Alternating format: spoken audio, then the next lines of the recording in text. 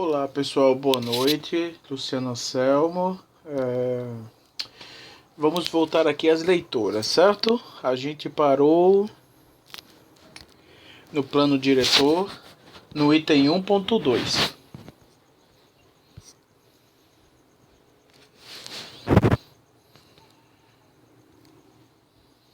Plano diretor.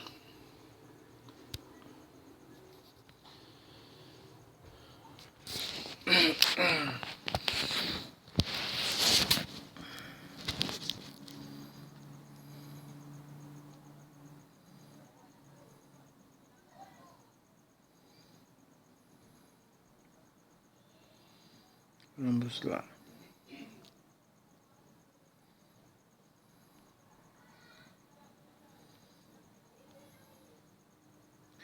A gente terminou essa parte, né? Agora a gente vai para parte 2. Pautas para o reassentamento.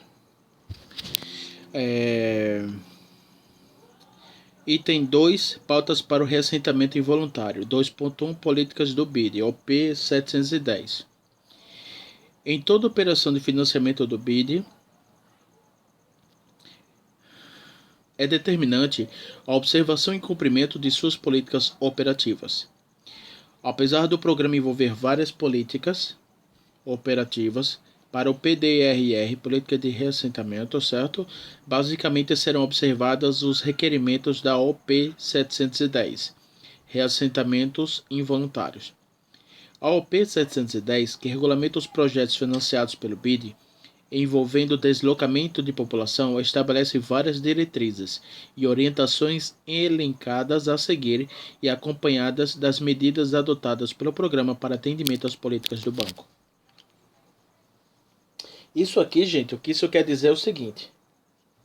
Isso está querendo dizer que as políticas de remoção das pessoas, reassentamento involuntário para quem é de área de risco, tem que ser cumprido de acordo com as normas vigentes desse contrato de empréstimo do BID, do Banco Internacional do Desenvolvimento. Aí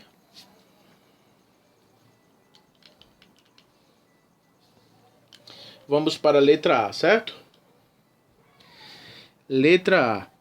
Evitar ou minimizar os deslocamentos. A política do banco parte do princípio de que o deslocamento involuntário é um impacto de grande magnitude e de difícil mitigação em função dos aspectos multidimensionais que afetam o cotidiano das famílias afetadas e dos altos custos envolvidos. Neste sentido, todo projeto financiado pelo BID deve reduzir ao máximo a necessidade de deslocamento populacional, devendo os estudos básicos priorizar a permanência das pessoas. Consistentes com essa diretriz, o programa se limita a remover as famílias que se encontram nas áreas em condições habitacionais precárias, insalubres, expostas a risco de inundação e ocupando áreas de preservação e conservação ambiental, bem como aquelas necessárias para a construção dos conjuntos habitacionais. Letra B. Assegurar a participação das comunidades. Considera-se que, quando os interesses e expectativas das comunidades são incorporadas nas concepções do projeto, sua execução e sustentabilidade são facilitadas.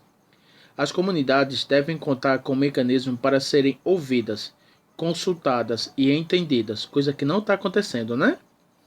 Como parte integrante do processo de intervenção.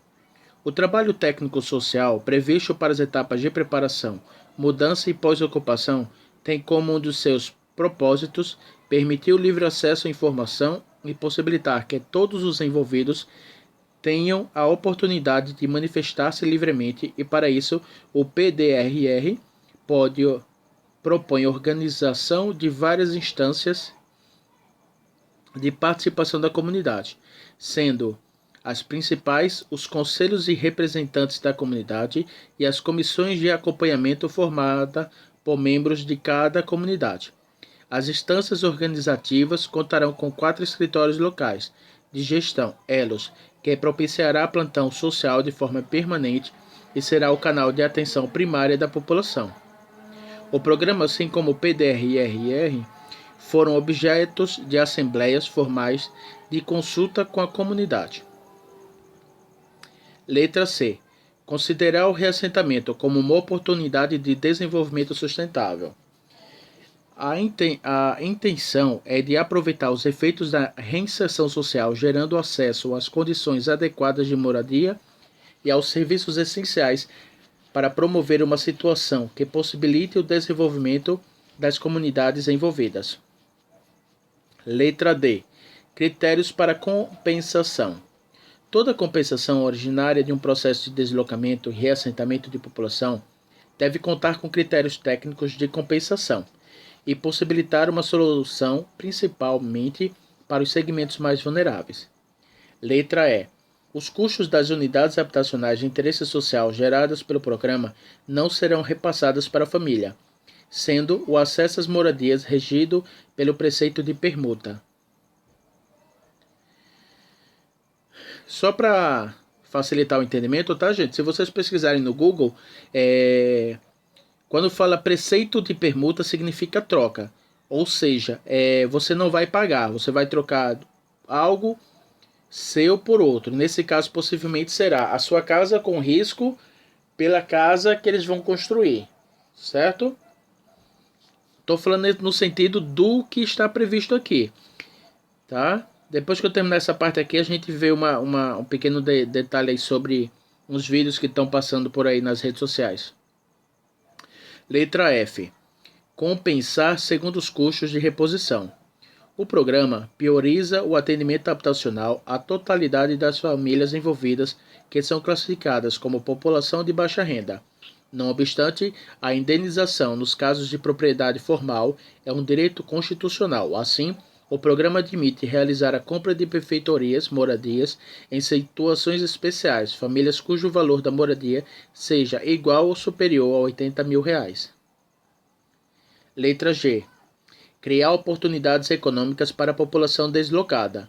Todo processo positivo de transformação nas condições de moradia traz embutido custos adicionais relativos às taxas, serviços e etc. Neste sentido, é importante que um processo de intervenção possa gerar oportunidades para melhorar as condições de ocupação e renda. Os programas de apoio social e desenvolvimento comunitário realizados no pós-ocupação são orientados a criar oportunidades para melhorar a ocupação e geração de renda das famílias reassentadas. Letra H.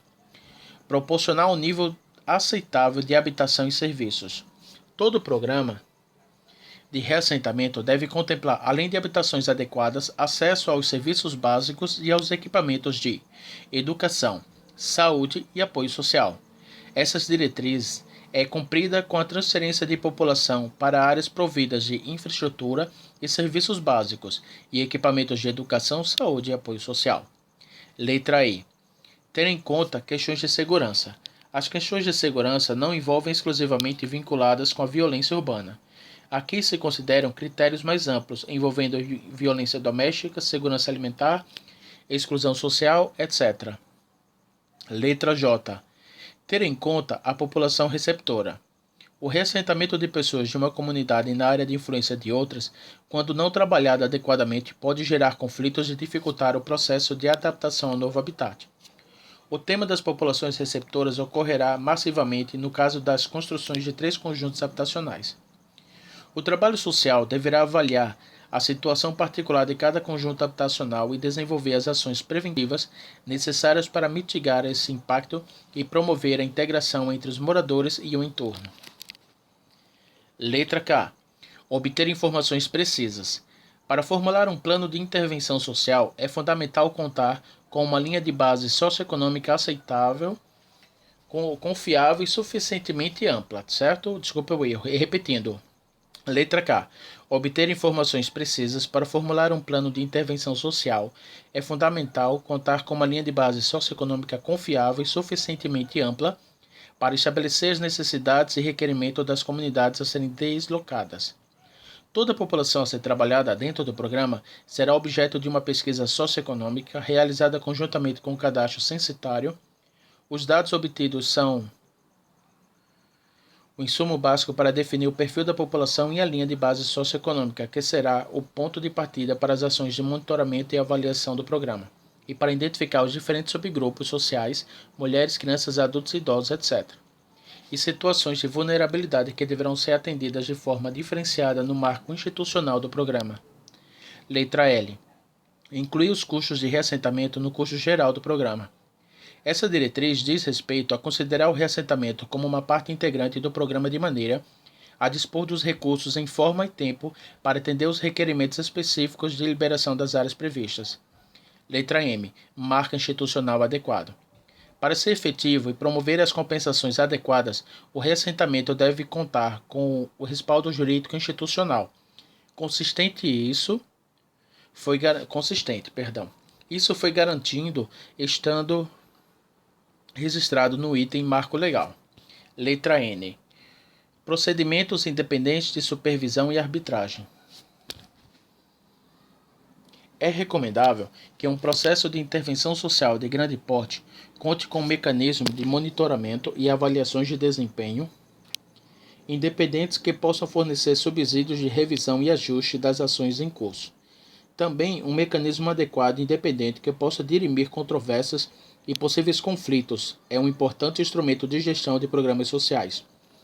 O PDRR estabelece mecanismos de monitoramento e avaliação, além de uma estrutura de atenção a queixas e reclamações que também realizará a gestão de controvérsias entre os diferentes atores envolvidos no processo de intervenção.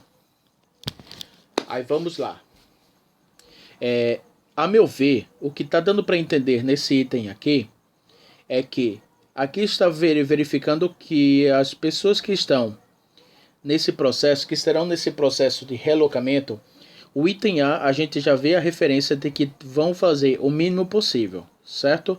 Essa vai ser uma discussão muito interessante com relação a São Rafael, que é uma das áreas que mais vai ter reassentamento.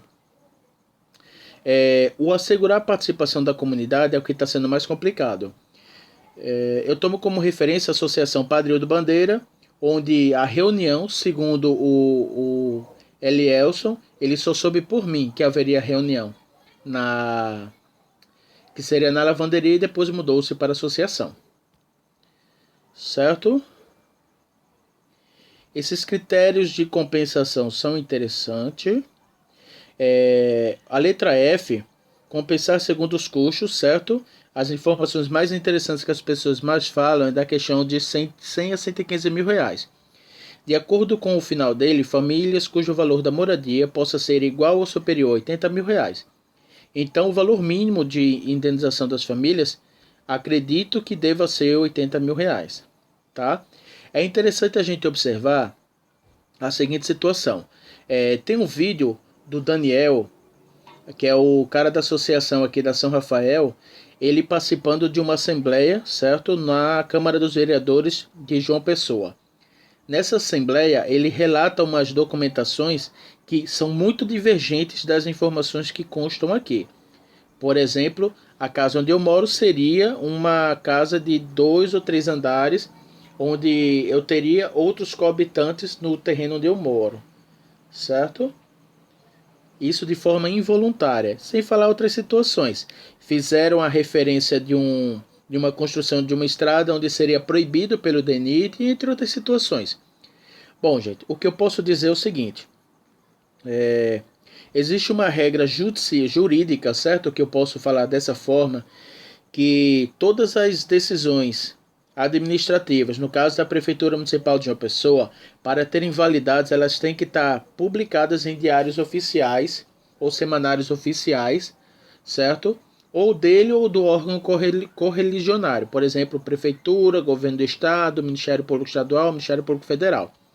Se não tá, foi uma proposta que não foi publicada, só o fato dela não ter sido publicada, essa norma, esse regulamento ou etc., perde validade jurídica, ela não pode ser usada, certo? Salvo engano. Mas para isso a gente tem que se juntar para poder, por exemplo, pedir um auxílio ao Ministério Público do Estado da Paraíba para dar um parecer melhor sobre essa situação. Para isso a gente vai procurar o pessoal das associações para contactar o apoio jurídico do Ministério Público com relação a isso, para uma possível ação civil pública, mas para isso depende das pessoas juntas, tá? Todos com o mesmo interesse. Vamos agora para o marco jurídico brasileiro.